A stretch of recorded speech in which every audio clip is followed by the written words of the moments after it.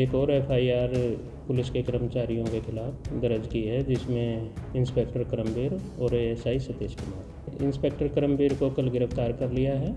SIT गठित होती है और एसआईटी गठित होने के बाद इन्वेस्टिगेशन होती है और इन्वेस्टिगेशन जब पूरी होती है तो इसी दौरान जो है बड़े खुलासे होते हैं। तत्कालीन थाना चांदीबाग एसएचओ के खिलाफ मामला दर्ज हुआ है, घूसखोरी का मामला दर्ज हुआ है। कई धाराओं में जो है मामला दर्ज पानीपत पुलिस ने किया है और करमबीर को जो तत्कालीन थाना एसएचओ चांदीबाग हैं उन्हें गिरफ्तार कर लिया जाता है और एक एएसआई जो है और पानीपत पुलिस के राडार पर है। मामला आपको बता दें, बबैल रोड के पास एक ढाबे में आसिफ नाम के एक युवक की हत्या कर दी गई थी। करमबीर के पास ये मामला पहुंचा क्योंकि थाना चांदीबाग का ये मामला था। करमबीर के पास ये मामला पहुंचा तो करमबीर ने एफआईआर इस मामले में दर्ज नहीं की थी, टाल मटोल करता रहा। इतने में जो है बीच के दलालों ने मिलकर सेटिंग कर ली और लाखों रुपए का मामला जो है ये सामने आया और बाद में जब मामला थोड़ा सा आगे बढ़ा तो इसे हादसा दिखा दिया गया, यानी कि हत्या को हादसा दिखाकर इस मामले को टालने की कोशिश की गई। लेकिन परिजन संतुष्ट नहीं थे क्योंकि पूरे सबूत परिजनों के पास थे। एसपी पानीपत के पास ये मामला पहुंचा और एक एसआईटी जो है गठित की गई। एएसपी मयंक मिश्रा जो है इस सारे मामले की जांच कर रहे थे और जांच में ये सारा मामला जो है सामने खुलता चला गया। परिजनों को बुलाया गया, मेडिकल रिपोर्ट जो है वो मंगाई गई और सीसीटीवी फुटेज जो है वो मंगाई गई। उसमें साफ पता लग रहा था ये हादसा नहीं हत्या थी। इन्वेस्टिगेशन और आगे बढ़ती चलेगी तो सारे मामले का खुलासा होता चला गया। इस मामले में करमबीर जो एसएचओ थे वो इस मामले में सूत्रधार जो है सामने आए। दलालों ने उनके साथ मिलकर जो है इस मामले को हादसा दिखाने की कोशिश की, लेकिन इन्वेस्टिगेशन में जो है ये फंसते चले गए। अभी ताज़ा सूचना ये है कि करमबीर को जो है गिरफ्तार कर लिया गया है और जो दलाल हैं उनकी जो है तलाश वो की जा रही है। अब से थोड़ी देर बाद जो है करमबीर को पानीपत की कोर्ट में पेश किया जाएगा। जाहिर तौर पर पानीपत पुलिस जो है रिमांड लेने की कोशिश करेगी। इस सारे मामले में एसआईटी के इंचार्ज जो हैं डीएसपी नरेंद्र, वो हमारे साथ उनसे बातचीत करते हैं कि कैसे ये सारा मामला जो है पकड़ में आया।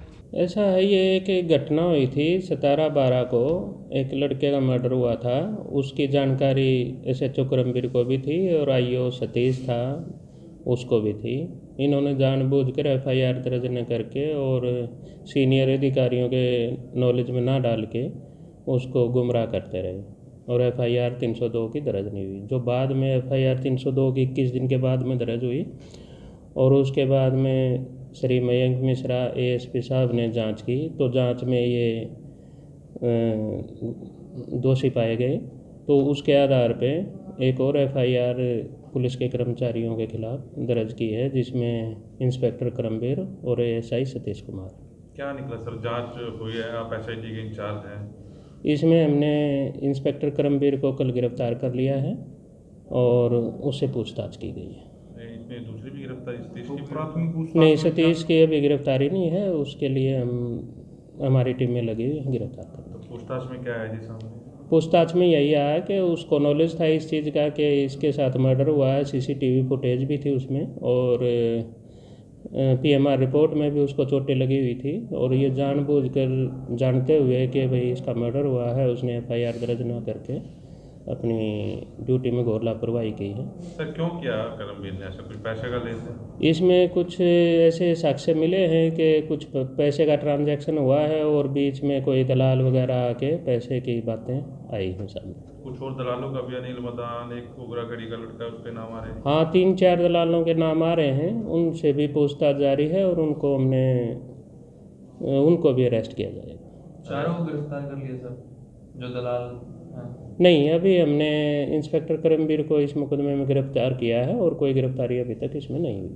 इंस्पेक्टर का प्राथमिक में कुछ रोल कम बताया था, लेकिन दलाल तो सामने ही थे और एएसआई की तो डायरेक्ट रोल था, जांच अधिकारी थे, उनको गिरफ्तार एएसआई को क्या? नहीं, एएसआई को भी हम जल्द गिरफ्तार करेंगे, वो अभी मिल नहीं रहा है तो हमारी टीम में उसको फरार है और उसकी हमारी टीम में लगी हुई है, उसको गिरफ्तार जल्दी किया। 4 दलाल हैं, उनकी गिरफ्तारी का क्या है? उन्हें भी फरार हैं या फिर दलाल जो हैं वो भी फरार हैं और उनको भी जल्दी ही गिरफ्तार किया।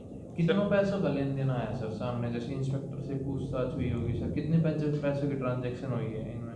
इसमें ट्रांजैक्शन जो हुई है वो दलालों तक ही सीमित रही है और इसमें जो 5-6 लाख रुपए का, 7 लाख रुपए का अभी तक बात सामने आई। तो इसमें पुलिस के पास ही पहुंचे हैं सर ये पैसे?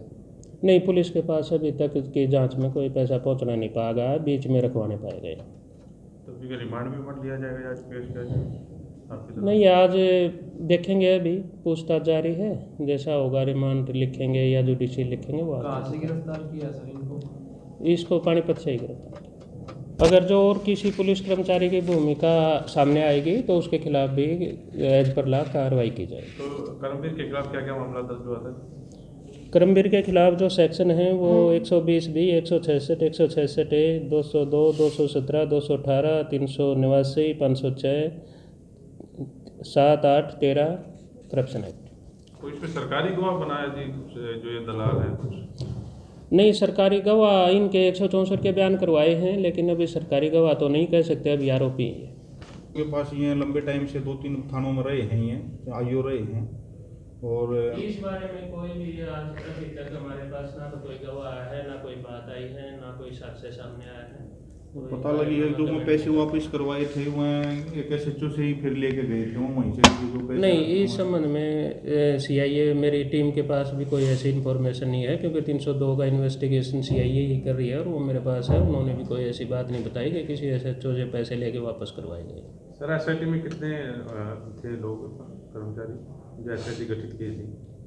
एसआईटी में कौन कौन था आपके प्रभार में? तो ये एसआईटी मेरे पास वो है इंस्पेक्टर दीपक है, सीआईए 1 इंचार्ज। जाहिर तौर पर जब उस बच्चे की हत्या की गई तो मामला जो है चांदीबाग थाना में पहुंचा।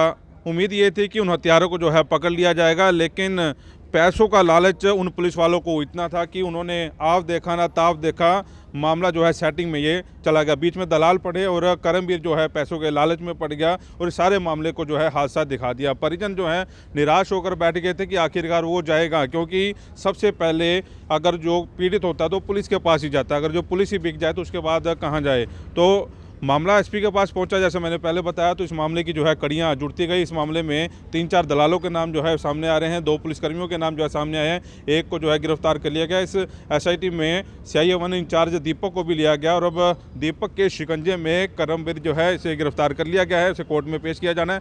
अगर जो एसपी पानीपत ये जाँच ना करते, मयंक मिश्रा जो एसपी है जाँच ना करते, तो शायद ये हादसा ही बनकर जो है रह जाता और परिजन सारी उम्र उस पुलिसकर्मियों को कोसते रहते जिन्होंने इस हत्या को हादसा दिखाने की कोशिश की है। आप इस वीडियो को लेकर क्या कहते हैं हमें कमेंट बॉक्स में जरूर लिखें। वॉइस ऑफ पानीपत के लिए प्रदीप अंजाल के साथ कुलवंत सिंह।